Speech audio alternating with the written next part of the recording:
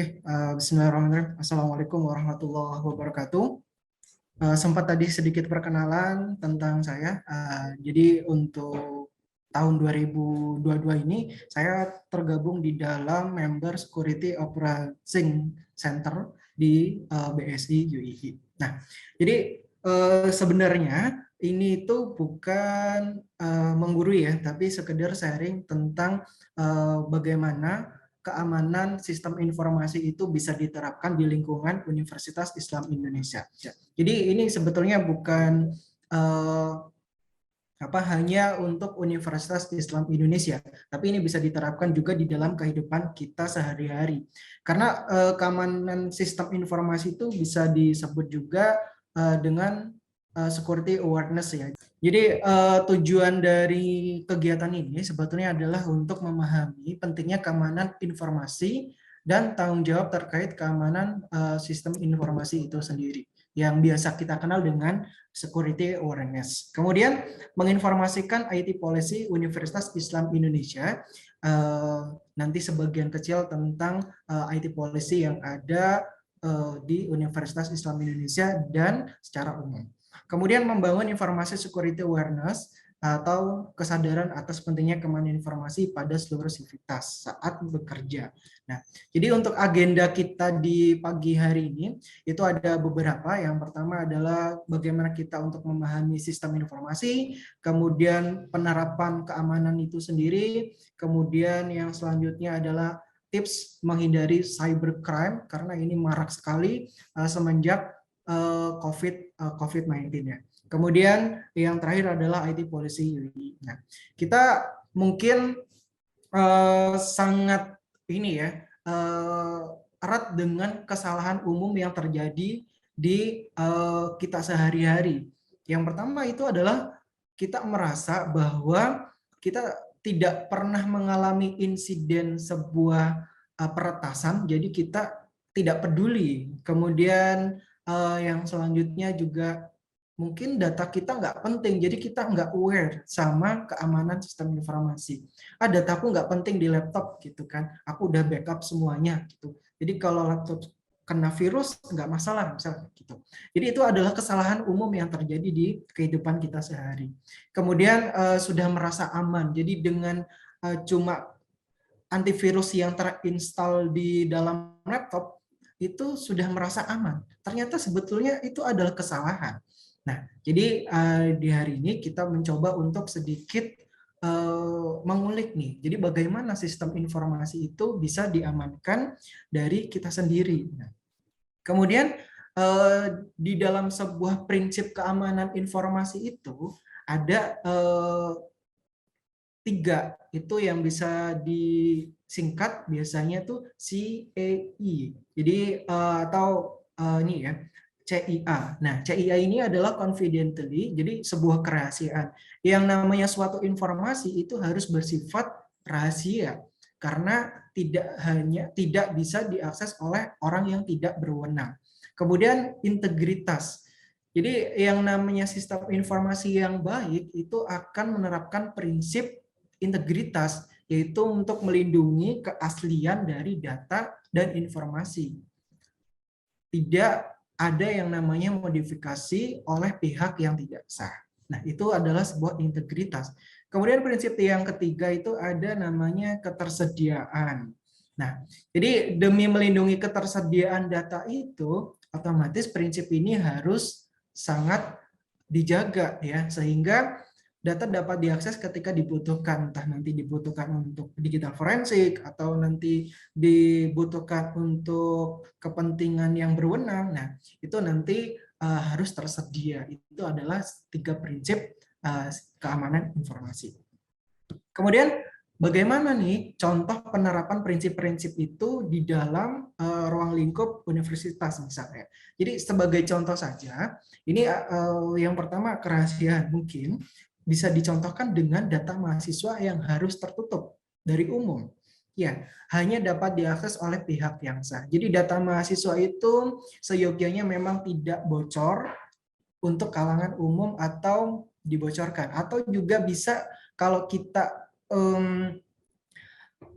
coba tinjau di luar universitas itu bisa di Shopee misal, atau di Tokopedia, atau di e-commerce yang lain. Data kita sangat rahasia, dan ketika itu bocor, berarti kerahasiaan itu tidak terjaga. Ya, alhasil itu bisa disebut adalah kebocoran data. Kemudian yang selanjutnya integritas. Jadi kalau dicontohkan, itu data penerima beasiswa juga harus benar ya, tidak ada modifikasi, tidak ada penyelewengan dan sebagainya. Itu adalah data yang murni tanpa ada perubahan setelah liris sampai dengan akhir. Nah, kemudian yang contoh selanjutnya untuk ketersediaan, jadi yang namanya data mahasiswa itu dapat diakses saat dibutuhkan. Jadi ketika mahasiswa itu mau mengakses data, itu masih bisa dibuka datanya. Ya, itu sebagian kecil contoh tentang penerapan prinsip keamanan sistem informasi. Jadi kenapa nih ya sebetulnya alasan kita tuh tahu, kenapa sih kita harus tahu tentang keamanan sistem informasi itu sendiri? Nah, ini yang kadangkala menjadi kenapa sih saya harus tahu gitu kan? Itu kayaknya saya nggak perlu gitu, karena saya nggak terlalu sering menggunakan internet, misalnya seperti itu. Tapi di dunia digital ini kayaknya kita tidak bisa lepas dari internet ya. Nah, jadi kenapa? Kalau ditanya kenapa tuh alasannya mungkin bisa meningkatkan karena meningkatnya tren ancaman cyber. Jadi meningkatnya tren ini tuh dimulai dari tahun 2019 ya, awal COVID-19. Nah, itu peningkatan trennya sangat tinggi. Kemudian ketergantungan aktivitas pada dunia IT. Jadi dunia IT ini sekarang sudah mendarah daging di diri kita. Anak 5 tahun, 6 tahun sudah bisa pegang gadget. Nah, dari situ saja berarti kita sudah ketergantungan dengan dunia IT. Nah, jadi otomatis kita juga harus aware nih tentang keamanan sistem informasi itu. Nah, kemudian yang selanjutnya adalah kontrol internal atau IT audit. Nah, ini juga perlu diterapkan ya di dalam kehidupan sehari-hari ya, kehidupan sehari-hari. Karena ketika kita bekerja tanpa kita melakukan kontrol internal pada diri kita sendiri, itu juga alhasil akan menyebabkan hal-hal yang tidak kita kehendaki. Jadi itu adalah untuk preventif dari sebuah celah yang bisa kita lakukan tanpa sadar. Kemudian apa saja nih ya? Jadi tren-tren apa ini yang mungkin bisa kita coba sedikit pahami ya? Ini yang pertama adalah ransomware. Ternyata nih ada update terbaru tentang ransomware itu sendiri. Jadi ini saya mengulik informasi dari salah satu situs ya. Ransomware ini ada di dataport.net. Nah, ini ada tentang sebuah artikel yang menyebutkan bahwa ada serangan ransomware setiap 11 detik di tahun 2022. Nah, ini dibayangkan bagaimana cepatnya ransomware itu menyerang secara global. 11 detik. Nah, jadi kita pergi ke toilet aja tahu-tahu kita mungkin aja bisa jadi korban ransomware, ya kan? Kita tinggalin laptop. Nah, itu juga bisa menjadi salah satu yang harus kita pedulikan. Kemudian yang selanjutnya adalah email phishing atau phishing itu sendiri. Jadi 83% organisasi itu mengatakan mereka mengalami serangan phishing yang berbasis email. Ini di tahun 2021.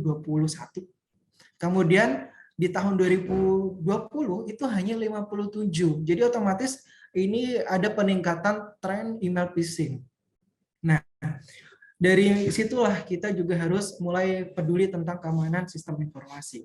Kemudian ada yang selanjutnya yang kadangkala ini menyerang all shop, kemudian juga menyerang pribadi ya, yaitu adalah social attack. Jadi 74% organisasi mengalami serangan melalui media sosial di tahun 2021.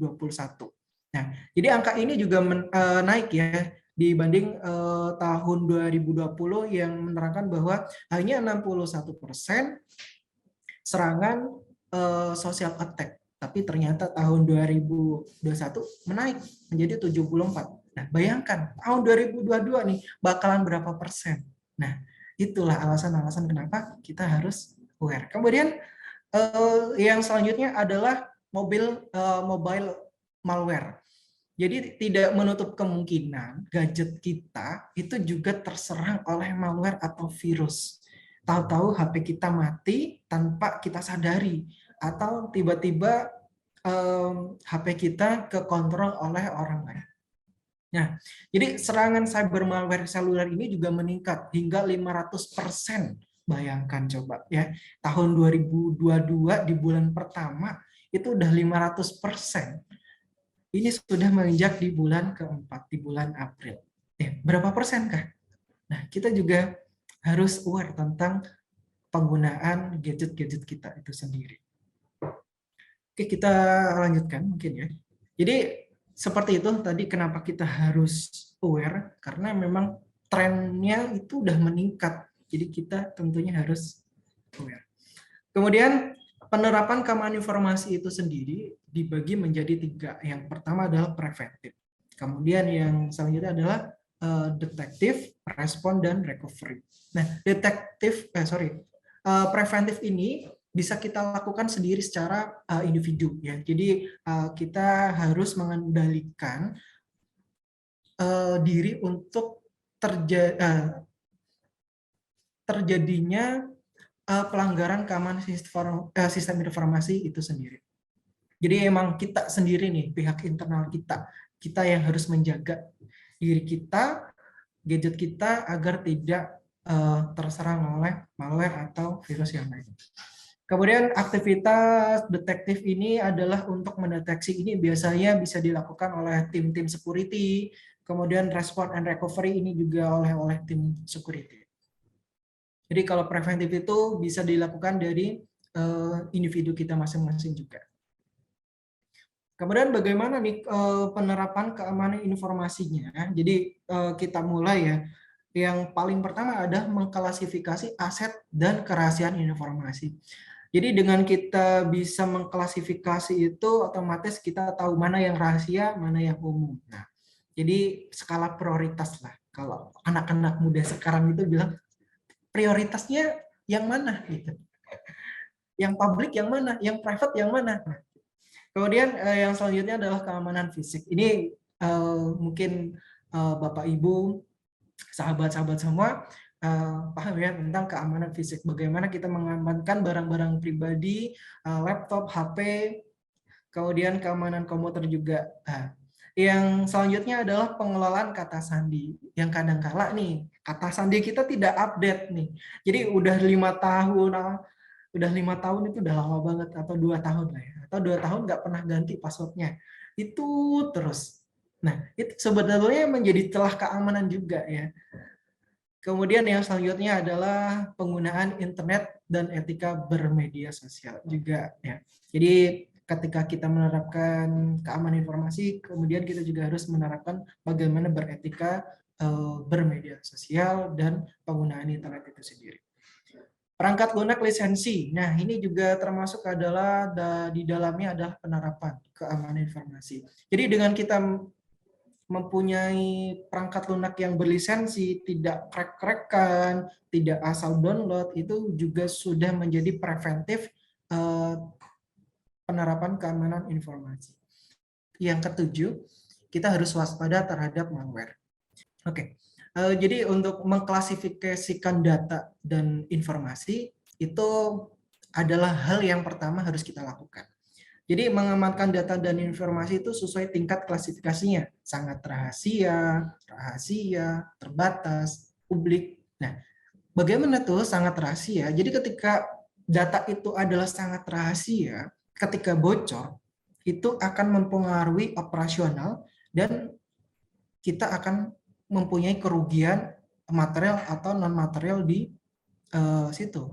Kemudian kalau rahasia itu sendiri, biasanya operasional terganggu, tapi tidak ada kerugian secara material, hanya imaterial.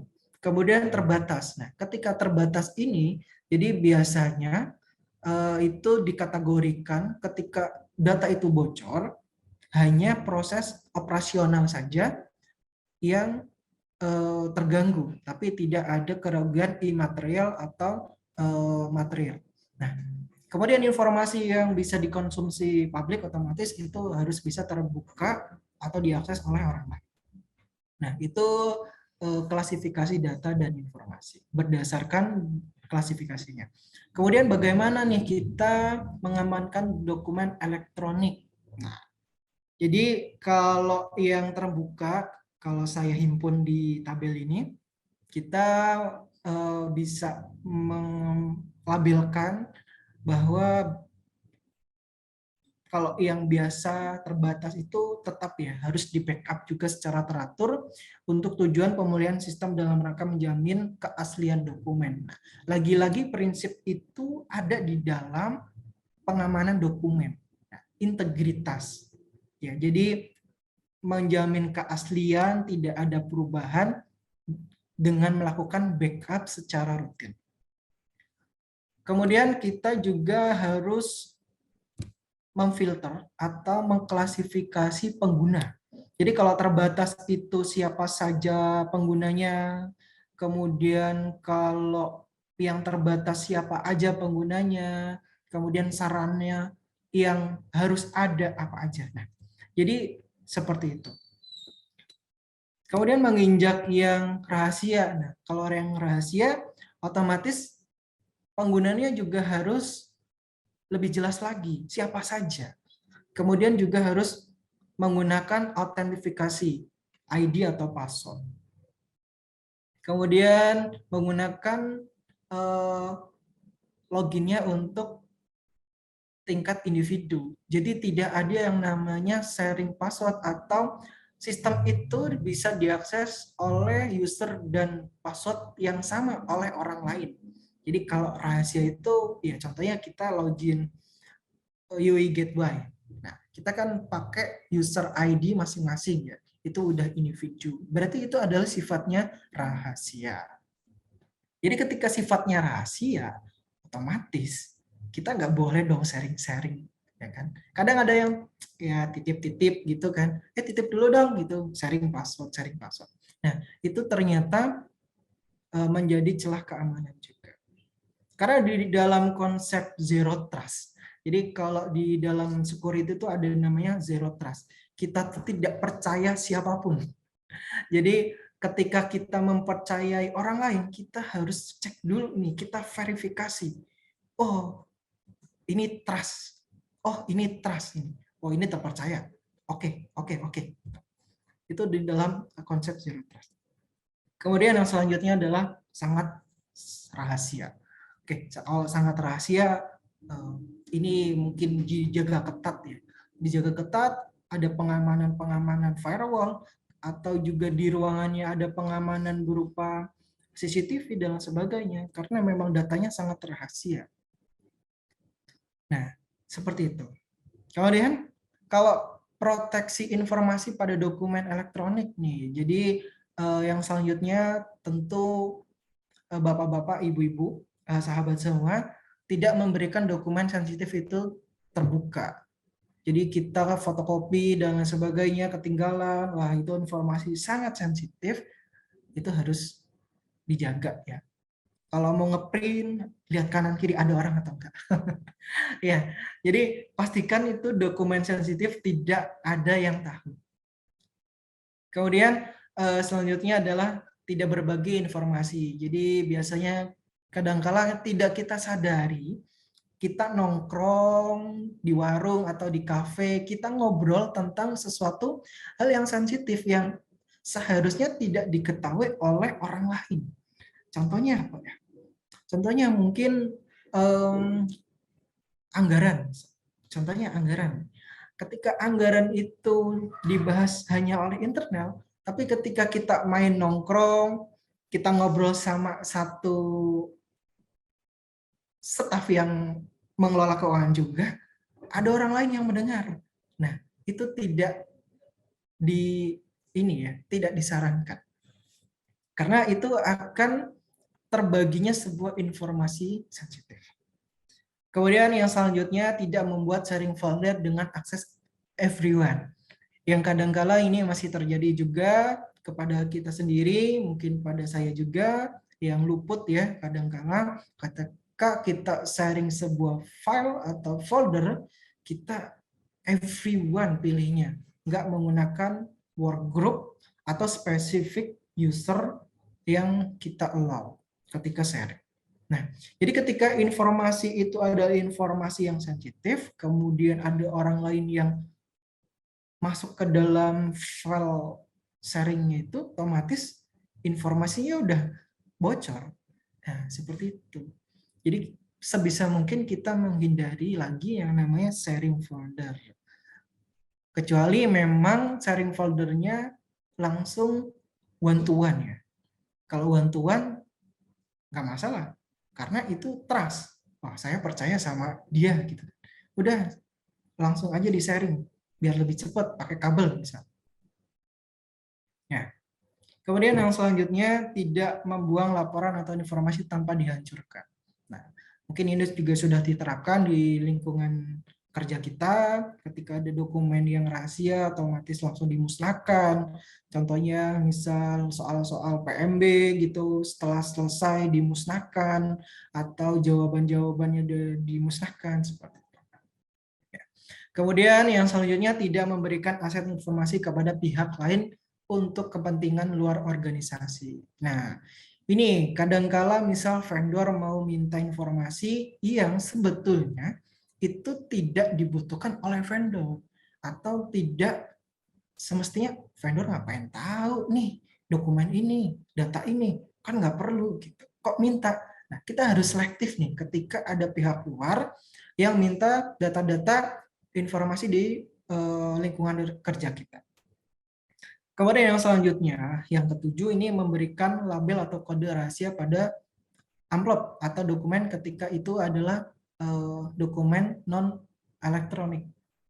Kemudian yang selanjutnya menyimpan dokumen pada tempat yang aman. Ini harus kita lakukan juga ya, tidak menaruh di sembarang tempat, atau kita juga ketika menggunakan drive eksternal tidak asal taruh-taruh di email yang nggak jelas gitu. Misal itu email biasa kita gunakan untuk daftar e-commerce, daftar sosial media, terus ternyata itu juga include dengan email kerjaan. Wah, itu sangat tidak disarankan karena memang harus terpisah. Kemudian bagaimana nih prinsip proteksi keamanan di lingkungan kerja? Nah, mungkin yang ini beberapa saya bahas ya. Jadi untuk Bapak Ibu, sahabat-sahabat semua, ini yang masih mungkin kita tidak sadari menyimpan informasi yang penting di dalam USB flash disk. Nah, ini yang mungkin bisa kita kurangi nih kegiatan-kegiatan menyimpan file-file penting di flash disk karena ini rentan sekali ya. Apalagi kalau ternyata dokumennya di dalam flash disk itu tidak di-encrypt. Nah, otomatis ketika itu flash disk hilang, ternyata ada dokumen yang sensitif, bocor kan. Nah, itu. Jadi memang ini mungkin bisa kita tinggalkan. Kemudian yang selanjutnya, menggunakan enkripsi untuk data-data yang sensitif. Bagaimana kita untuk mengenkripsi datanya? Nah, ini kita bisa pakai Genio PG atau TrueCrypt. Nah, jadi dengan tool ini kita bisa mengenkript data kita biar tidak mudah dibuka oleh orang lain. Karena ketika itu adalah text based, otomatis gampang dibaca orang lain. Tapi ketika itu udah di-encrypt, nah itu kan udah jadi kode ya kan, udah susah tuh bagaimana buat bukanya kecuali orang yang meng-encrypt. Jadi di-decrypt otomatis nanti informasinya baru bisa dibuka gitu. Nah, kemudian tentunya selain kita mengamankan dokumen-dokumen atau data kita, kemudian kita agak melebar lagi, keamanannya harus meningkat di PC atau laptop kita. Nah, bagaimana ini caranya kita untuk menerapkan keamanan di PC atau laptop kita? Tentunya yang paling pertama dan paling utama adalah update patch OS terbaru. Jadi kadang-kala aku udah nyaman pakai OS ini gitu, ngapain harus update-update?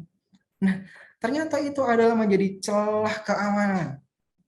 Karena kita tidak mendapatkan patch baru dari penyedia.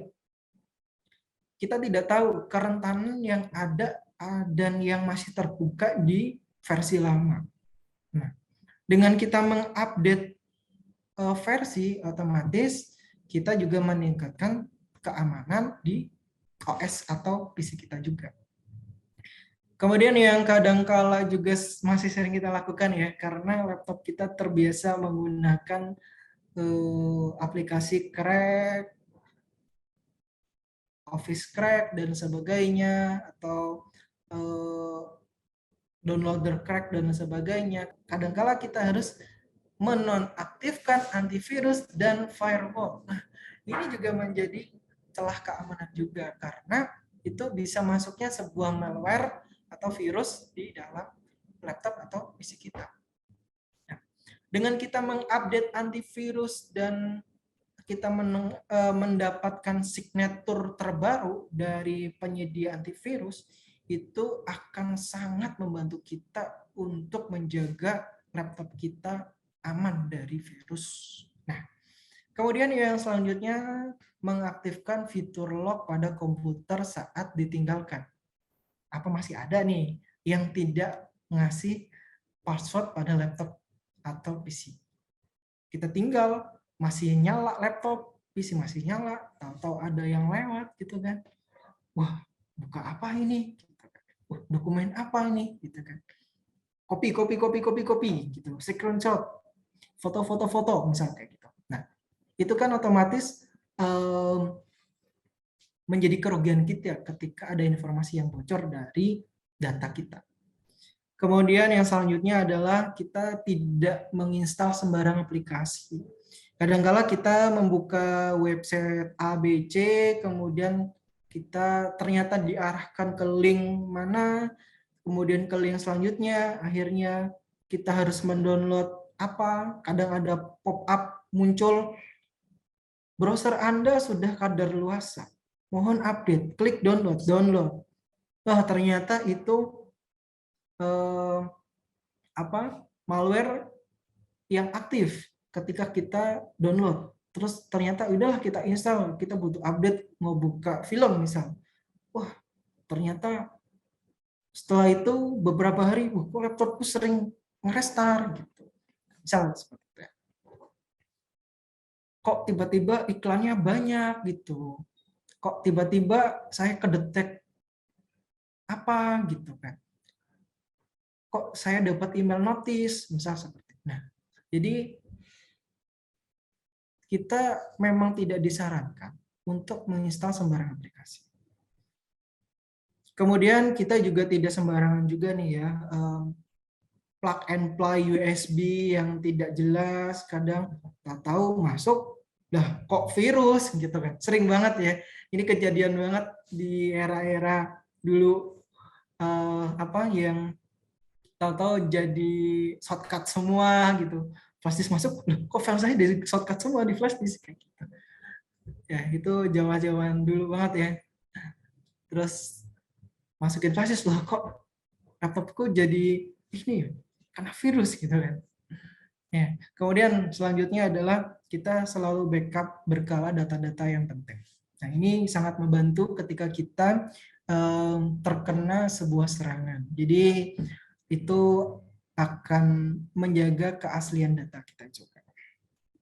Penerapan keamanan informasi itu termasuk adalah memproteksi password. Jadi kadang-kala kita password tidak update ya. 2 tahun, tahu-tahu ada kasus, mungkin kita pernah mendengar kebocoran data Tokopedia. Nah, ketika password kita sama nih yang ada di Tokopedia dengan password email, berarti data kita bocor dong. Email kita juga bocor dong. Nah, jadi kenapa sih mengupdate kata sandi itu perlu? Karena ya seperti itu. Jadi kita mencegah terjadinya kebocoran informasi di email kita. Dan pastikan ketika kita mendaftar e-commerce, kita mendaftar sosmed, pastikan password email dan password produk yang kita daftar itu berbeda dengan email. Itu udah jadi umum ya, umum yang harus dilakukan. Kemudian yang mungkin belum kita terapkan adalah menggunakan kata sandi dengan kriteria huruf kapital, huruf kecil, dan angka. Nah, jadi contohnya seperti ini ya. Minimal 8 karakter, kadang masih ada, kayak kadang kala kita masih pakai nama, misal kita daftar Facebook, terus nanti passwordnya Facebook Zen. Itu kan gampang ditebak ya. Kalau itu di brute force jebol dong. Nah, itu dia.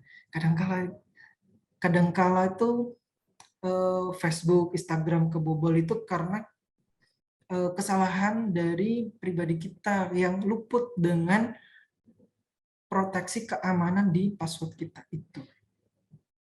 Kemudian tentunya kita harus menjaga kerahasiaan kata sandi ya. Jangan sampai nih kata sandi kita tulis di buku kita atau notulen kita yang ditaruhnya biasa kita bawa-bawa lah ya, nggak ditaruh di rumah yang aman, di laci dan sebagainya.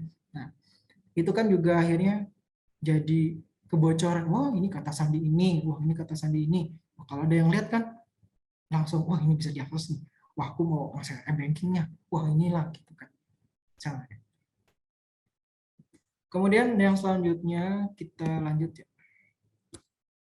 Jadi hal yang tidak boleh dilakukan ketika kita menulis kata sandi adalah yang pertama menggunakan kata sandi yang mengandung nama diri, lokasi kerja, kemudian tanggal lahir, alamat rumah, jabatan, hal pribadi lainnya. Kadang kala kita punya nama kucing, maksudnya nama kucing, ya, misalnya gitu kan. Terus mengandung nama akun, yang tadi ya, misal nama akunnya Zen, kemudian passwordnya Zen123. Oh itu kan banyak banget ya, kadangkala masih ada kan, Zen12345, terus nanti Instagram, katakan Zen, terus nanti passwordnya Instagram 12345, sampai gitu. Nah itu tidak boleh dilakukan. Kemudian menggunakan kata sandi yang mudah ditebak itu juga misal kota. Saya juga pernah nih pakai nama daerah. Terus setelah kesini kayak udah ditebak tapi kok jadi ini ya rentan banget ya. Tak tahu nanti ada yang nyoba-nyoba kayak nge-brute force nanti jebol. Jadi kadang-kala kita nggak mau ribet-ribet password lah. Itu yang simpel-simpel aja yang mudah diingat. Tapi kadang-kala karena mudah diingatnya itulah gampang ditebak. Kemudian yang selanjutnya adalah berbagi kata sandi. Ya kalau titip-titip, oh karena kita udah trust banget sama teman kita, ya nanti diganti lah otomatis ya. Kalau udah diketahui orang lain, langsung diganti. Kalau ada informasi kebocoran data, katakan e-commerce ada kebocoran data atau medsos kebocoran data, langsung kita ganti. Kemudian tentunya dengan kita mengaktifkan fitur remember password di dalam laptop kita. Nah, misalnya ini juga sebenarnya menjadi rentan banget ya. Tapi ini biasa kita lakukan dan saya juga melakukannya. Karena sepertinya umum ya. Ini karena umum banget ya poin. Iya, karena setiap kali kita input password itu pasti muncul kan. Iya benar. Ya, jadi seperti kita itu dimudahkan kan untuk hal tersebut itu. Iya benar. Karena otak kita kan agak susah mengingat mungkin ya. Iya, Karena kan terbatas. Iya. Tapi itu menjadi bumerang tersendiri ya Mas sepertinya. Iya, ternyata itu menjadi bumerang kita ya. Jadi Misal laptop kita dipinjam sama orang lah ya. Nah, dan situ Facebook kita save, Instagram kita save, email kita save, dipinjam sama orang. Kelihatan dong password. Kita tinggal masuk ke browser, kemudian ke halaman password, kelihatan semua kan passwordnya apa. Nah, itu kadang-kala menjadi bumerang kita. Kita pengen mudah tapi jadi bumerang. Terus gimana dong caranya? Gitu kan. Berarti kita mengurangi penggunaan fitur yang berpassword. Itu sebenarnya itu. Sebenarnya itu ya Mas. Tapi memang ini jadi salah satu bagaimana ya? Hobi kita ketika menggunakan sebuah perangkat, apalagi perangkat baru, dan kita tidak ingin mengingat-ingat password ya, bukan tidak ingin ribet ketika mengakses satu dua hal terkait media sosial ataupun terkait sistem yang menggunakan akses password. Kita tinggal klik seperti itu. Iya benar. Iya. Ini benar banget. Karena Tapi sepertinya ini ya Mas ya, ada beberapa vendor yang menyediakan security berlapis seperti penggunaan sidik jari ketika menginputkan password ini. Itu ya, bagaimana betul. Mas? Iya benar. Jadi ada juga fitur-fitur atau tools ya yang bisa kita gunakan. Contohnya adalah password. Nah, jadi kita tidak menyimpan di dalam browser, tapi di dalam sebuah server yang itu diintegrasikan dengan user ID kita juga. Jadi ketika kita mau tahu passwordnya, kita harus masuk ke tools itu. Nah, kemudian kita baru bisa mengakses passwordnya. Jadi tinggal copy paste atau udah terintegrasi biasanya. Kayak misal kita udah buka Instagram, terus karena kita udah nge-save di server itu, otomatis ini ya, itu udah langsung bisa login. Dan ketika kita laptopnya kepinjam orang, itu nggak masalah sebetulnya. Karena itu sudah rahasia. Jadi waktu itu juga udah ada tuh rilis security password di Indonesia, tapi sayangnya kurang diminati. Karena entah ya, itu juga kadang-kala menjadi habit kita kan, ketika kita nyimpan password di sana aman apa enggak gitu kan. Jadi ya itu sih sebetulnya. Bagaimana kita mempercayai vendor atau mempercayai sebuah sistem. Nah, itu. Jadi ketika ada rilis nih dari pemerintah atau dari vendor atau dari mana gitu kan. Wah, ini kamu mau nyimpan password di sini aja aman, pasti aman. Kan menjadi pertanyaan kita, pasti enggak gitu kan. Nanti bocor, kan mesti kayak gitu kan. Nah, karena emang kebocoran data itu kan sangat merugikan banget. Nah, jadi paling tidak kita mengurangi fitur-fitur remember password lah. Jadi proteksi penggunaan kata sandi ini sangat menarik ya, karena kata sandi itu erat banget dengan kehidupan kita sehari-hari. Selanjutnya adalah penggunaan internet UI. Nah, bagaimana nih trennya? Nah, jadi saya mengambil tren penggunaan UI ini tadi malam ya. Jadi dari jam 10 sampai jam 9. Jadi dari yang tadi malam, enggak, dari kemarinnya lagi, dari kemarin, terus sampai tadi malam jam 9.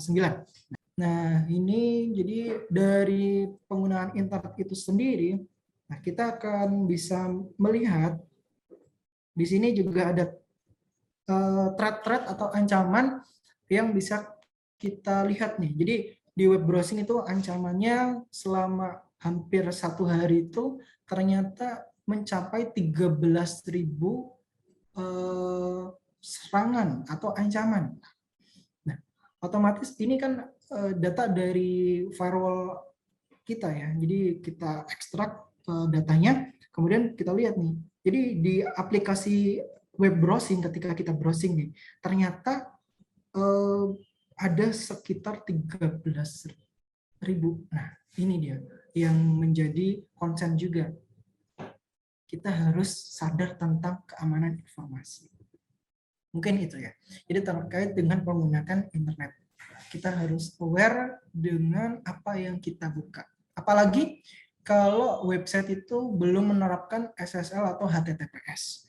Jadi masih HTTP biasa, sangat disarankan mengurangi aktivitas di website-website tersebut. Karena ketika dia belum menerapkan SSL atau HTTPS, website itu juga akan rentan dengan serangan. Atau malah justru website itu di dalamnya ada sebuah malware yang ditanam. Ketika kita mengakses website itu, ya kita mau akses doang nih, ngeklik doang. Itu sebenarnya malware yang tertanam di websitenya ada. Terus kita ngeklik download. Terus kita install. Waduh, malware udah jalan tuh di laptop kita. Kemudian yang selanjutnya ini Mas Agus dan Bapak Ibu, sahabat semua, tentang penggunaan email. Jadi beberapa beberapa minggu yang lalu atau sebulan yang lalu, kita mendapat laporan juga ada yang namanya scamming atau tindak pengancaman atau penipuan di dalam email. Jadi ada pihak luar mengirim email ke salah satu email akun universitas, kemudian juga ada indikasi akun kita, salah satu akun UI juga mengirim sebuah scamming ke pihak lain. Nah, jadi bagaimana sih untuk menjaga email itu dan bagaimana untuk menggunakannya? Jadi yang pertama adalah tentunya menjaga kerahasiaan dan keamanan email itu sendiri. Kemudian kita harus menggunakan email UII hanya untuk kepentingan pekerjaan secara bijak ya.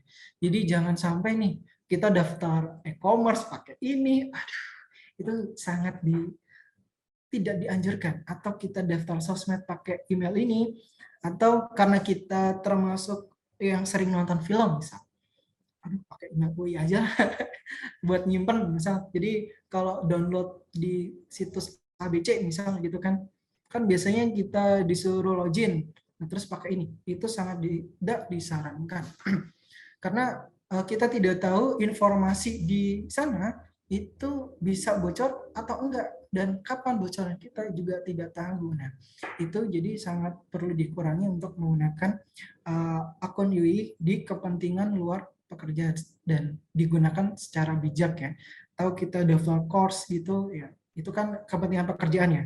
Jadi itu tidak masalah.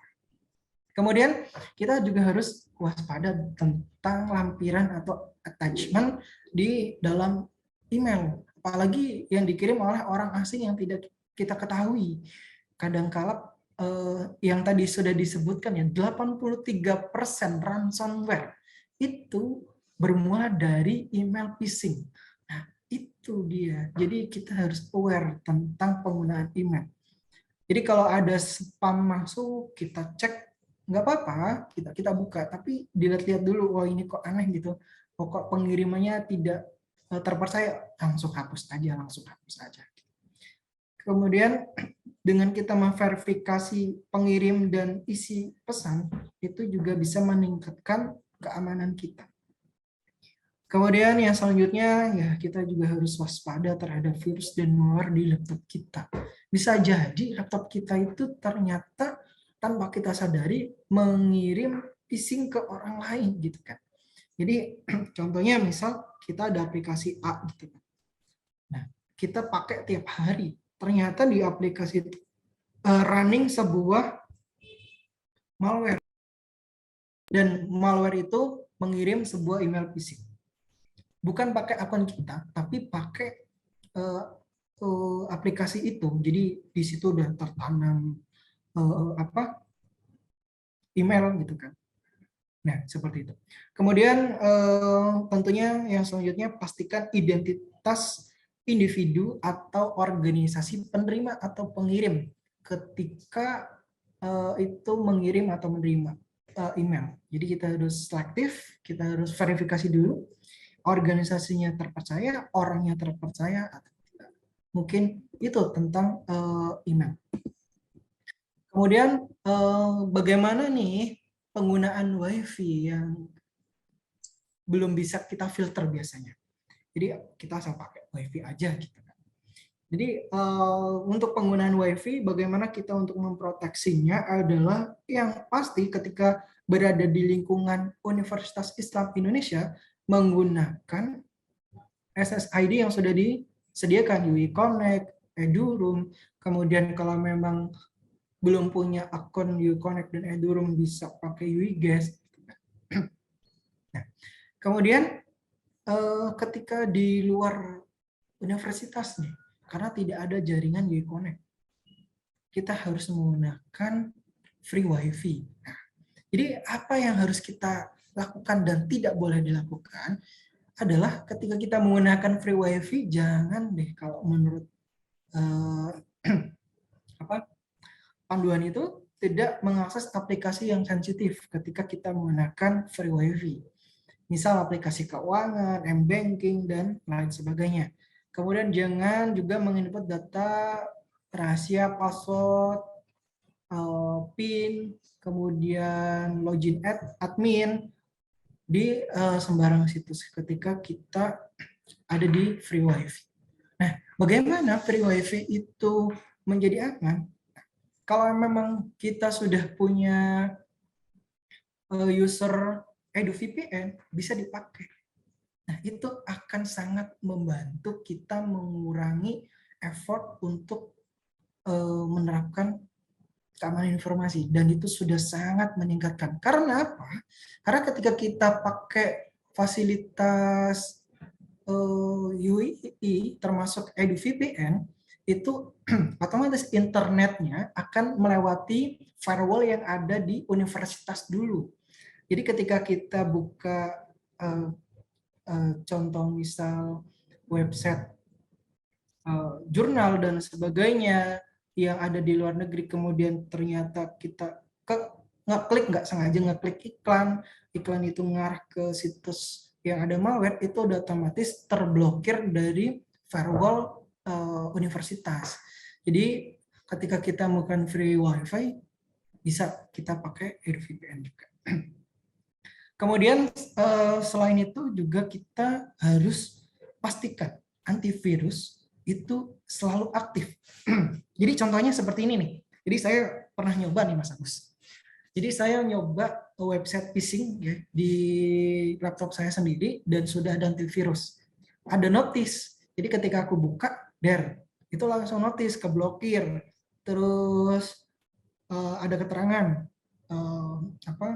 situs yang kamu akses tidak dapat ditemukan.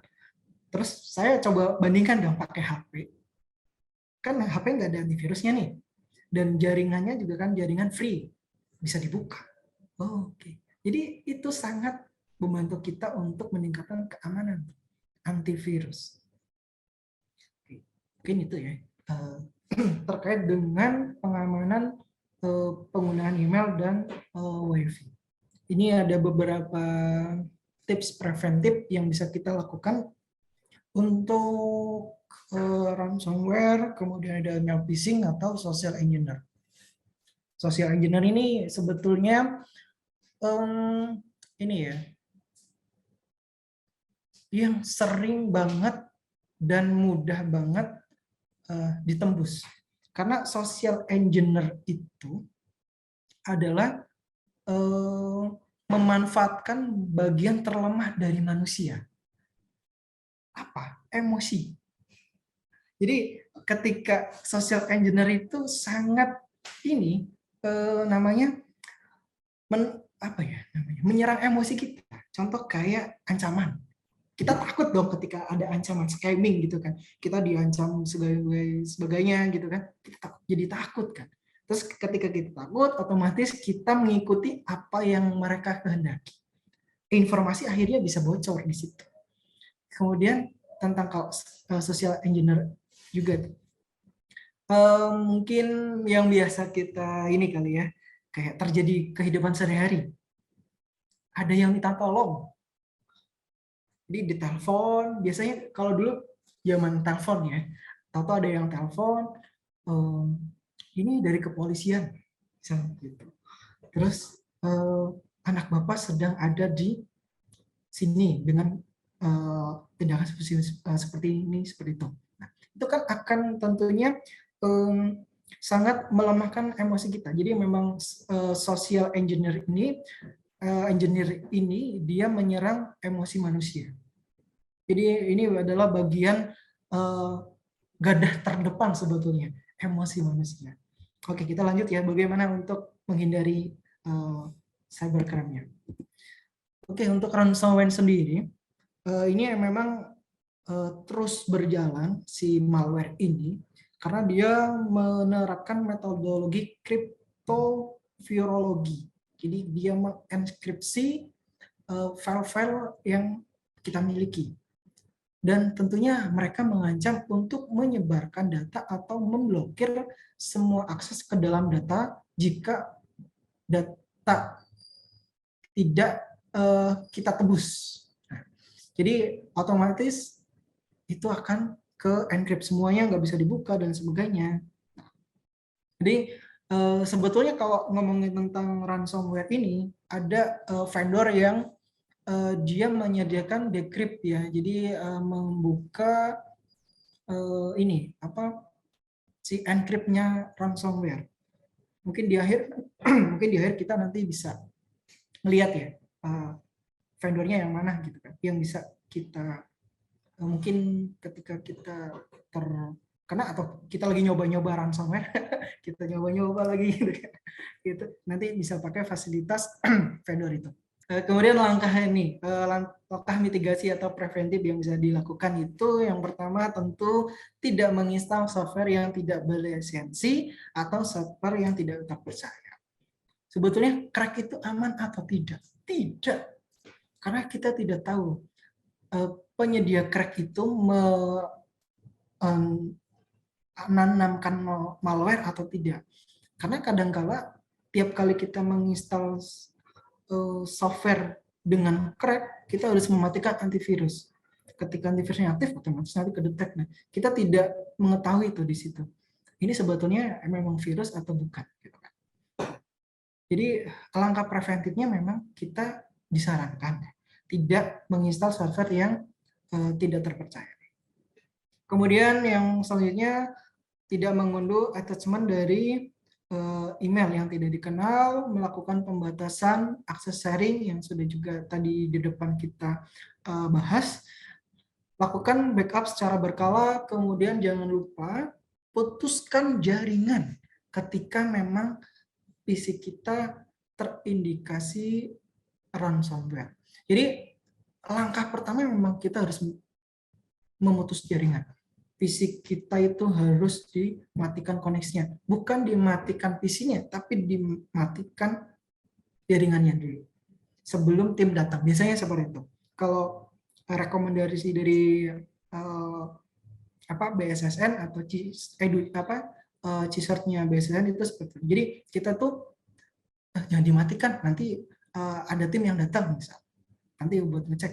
Nah, koneksinya aja dulu dimatikan. Untuk menghindari lateral movement. Nah, jadi menghindari malware itu merambah ke jaringan yang ada di situ. Kemudian yang selanjutnya adalah phishing itu sendiri. Nah, ini tadi yang saya juga sebut ya. Ketika saya mengakses kilkbca.com di laptop itu tidak bisa karena saya ada antivirusnya. Nah, ketika aku buka di HP, di jaringan publik ya, ini bisa. Nah, jadi fungsinya antivirus itu ya seperti itu, udah kelihatan ya. Jadi untuk memproteksi sistem kita. Kemudian tentang phishing itu sendiri, otomatis ini adalah memang cara untuk mendapatkan informasi data seorang yang dilakukan dengan mengkelabui berupa itu phishing di website, phishing email. Nah, itu dia. Kemudian yang selanjutnya ini kita masuk ke email phishing ya. Tadi yang web. Nah, ini contohnya nih. Jadi mengatasnamakan UII, dia tuh bilang seperti itu ya. Jadi terdetek diakses di perangkat yang lain, padahal tidak, kita tidak ngirim itu misal.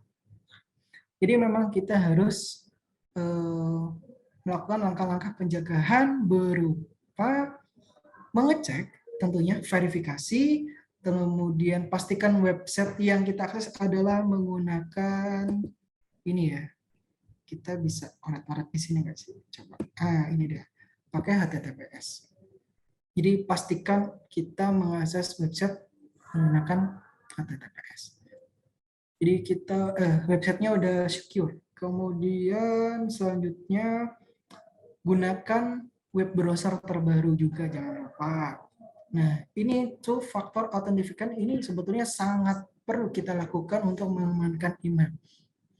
Nah, kadangkala kalau tidak two factor itu kan tidak ada ini ya, verifikasi berlapis, cuma password aja. Nah, ketika menerapkan two factor authentication itu kan biasanya dia harus ada verifikasi ulang, entah itu nanti di gadget atau nanti itu berupa kode OTP dan sebagainya. Nah, paling tidak kita juga menerapkan two factor authentication. Yang selanjutnya lagi-lagi pastikan memiliki antivirus atau anti malware yang update. Oke, selanjutnya di social engineer yang udah tadi kita bahas sebelumnya. Jadi memang social engineer ini kegiatannya itu mendapatkan informasi dengan cara menipu. Nah, dan yang dilakukan mereka itu mempengaruhi emosi. Jadi karena dia adalah menerapkan rantai terlemah sistem jaringan komputer, ya manusia itu emosinya kan sangat bisa dimainkan ya. Yang salah satu caranya itu adalah keinginan untuk menolong. Ya, jadi si target mengirim email atau pesan WhatsApp atau SMS, dia meminta tolong, kadang-kala kan ada tuh lewat SMS, saya lagi di Indonesia, saya orang mana gitu kan, saya minta tolong dan sebagainya. Kemudian memanfaatkannya juga bisa berupa kecenderungan untuk mempercayai orang lain, karena memang ini manusia ya, kita wah aku udah trust sama dia gitu kan. Tapi kan kita nggak tahu, wah ini jadi seuzon. Kita jadi seuzon ya, memang konsep zero trust itu seuzon sih. Nah, tapi kembali lagi tentang bagaimana kita mempercayai orang lain. Yang selanjutnya adalah kekhawatiran akan memperoleh sebuah kesulitan atau masalah. Nah, jadi ketika ancaman itu diberikan kepada kita atau lewat email dengan ancaman yang cukup mengeri, nah kadang-kala kita terpengaruh, yaudah kita ngikutin polanya si pengirim itu. Ujung-ujungnya kita kebobolan, kerugian berapa dolar dan sebagainya. Nah, seperti itu ya. Jadi tentang social engineer, karena memang sistem keamanan terlemah itu ada di pada manusia sendiri. Kita menginjak ke kebijakan keamanan informasi, tapi ini sekilas ya, jadi tidak lengkap. Ini hanya mungkin rangkuman saja.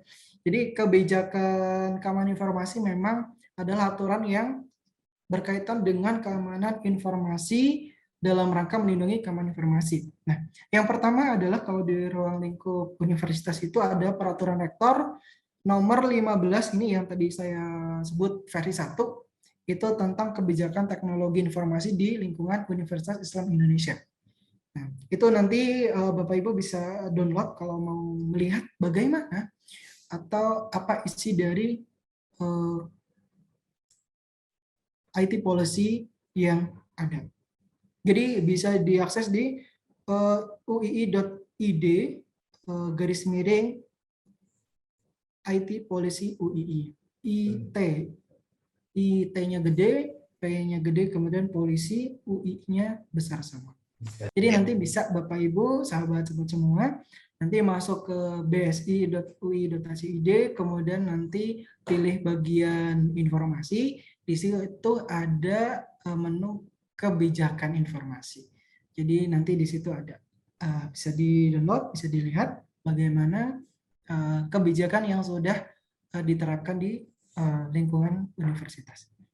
Kemudian yang selanjutnya ini ada UU nomor 11 tahun 2008 tentang informasi dan transaksi elektronik sebagaimana telah diubah juga di UU nomor 19 tahun 2016 ya, tentang perubahan atas Undang-Undang nomor 11 itu. Jadi sebetulnya sama, cuma ada pergantian aja di Undang-Undang nomor 19. Jadi yang 2008 sudah diganti yang 2016. Nanti kalau Bapak Ibu mau melihat bagaimana itu, nanti bisa diakses. Karena kalau kita bahas kebijakan keamanan informasi itu nggak ada habisnya, karena panjang sekali. Kemudian ini juga ada di PP nomor 71 tahun 2019 itu tentang penyelenggaraan sistem dan transaksi elektronik juga. Kemudian yang selanjutnya ada Perpres nomor 95 tahun 2018 ini tentang sistem pemerintah berbasis elektronik. Kemudian yang baru itu ada RUU keamanan data pribadi. Nah, itu nanti ada bagaimana regulasi itu harus bisa diimplementasikan ke semua sektor, entah itu pendidikan, entah itu bisnis, atau industri yang lain. Itu yang namanya tadi ya, keamanan data pribadi harus dijaga. Tapi itu masih di dalam rancangan pemerintah di RUU tadi itu. Keamanan data pribadi. Mungkin itu terkait dengan kebijakan keamanan informasi. Dan ini adalah renungan terakhir. Yuk kita saatnya bertindak. Kalau tidak sekarang, kapan lagi ini Mas Agus? Kalau bukan kita, siapa lagi nih yang menerapkan keamanan? Karena itu adalah erat dengan kita. Jadi ya, untuk kita, oleh kita. Oke, terima kasih. Mungkin itu yang bisa saya sampaikan untuk sistem keamanan informasi.